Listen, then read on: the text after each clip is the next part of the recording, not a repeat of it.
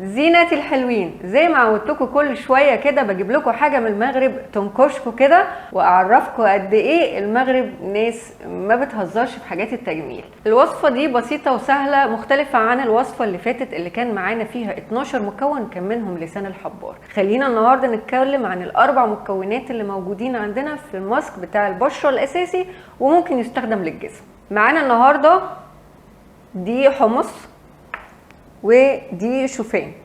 طبعا كلنا عارفين الحمص والشوفان فوائدهم عاملين ازاي على البشره، من تفتيح وتجديد خلايا البشره ومكافحه امراض جلديه، الى جانب ان الحمص فيه مغنيسيوم وبجد جوره في التفتيح. المكون الثالث معانا النهارده الورد البلدي المطحون. كلنا عارفين الورد البلدي واهميته الفظيعه بالنسبه للبشره، من تفتيح ومحاربه تجاعيد وانتفاخات ومقاومه شيخوخه، يعني له فوائد كتير جدا للبشره.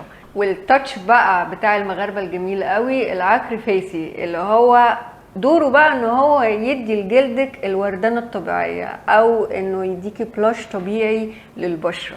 وكل الانجريدينتس دي بقى لازم نعجنها بحاجه او نخلطها بحاجه. معانا النهارده حاجه اسمها هيدروسول. هيدروسول الورد ده هو زي ميه الورد، بس ده مصطلح لسه طالع جديد او قريب، علشان الهيدروسول ده بيستخرج بطريقه مختلفه عن ميه الورد. الطريقه دي بتخلي الهيدروسول او الماده الفعاله للورد اقوى واحسن وفعاله اكتر من ميه الورد. هتسألوني بقى ايه الورد اللي موجود ده؟ هقول لكم لا، ده ورد عادي جدا ديكور، لانه هو اصلا ميه شفافه ما فيهاش اي ورد جواه.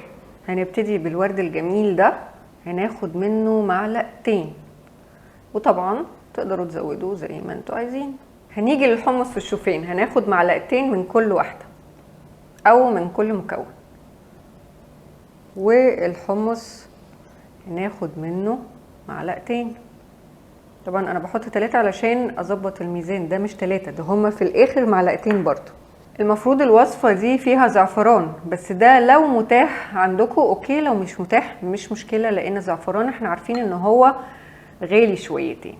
بعد ما خلصنا هنرش رشة عكر فاسي على قد احتياجنا، يعني حبيتي تقللي حبيتي تزودي، هنشوف برضو مع بعض الدرجة، ولو حبينا نزود هنزود. خلطنا بقى كل المكونات مع بعض تمام.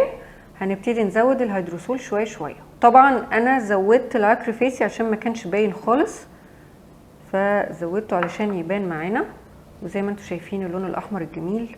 عجننا بقى كل المكونات في الماسك معانا النهارده، وبعد ما خلصنا افرديه على بشرتك لمده 20 دقيقه، وينفع للجسم برضو، وبعدين اشطفي وشك او جسمك بميه دافيه. جربوا الماسك ده وقولوا لي ايه الاخبار ونتائجه الرهيبه، واي اسئله عايزين تسالوها لي اسالوها لي في الكومنتس.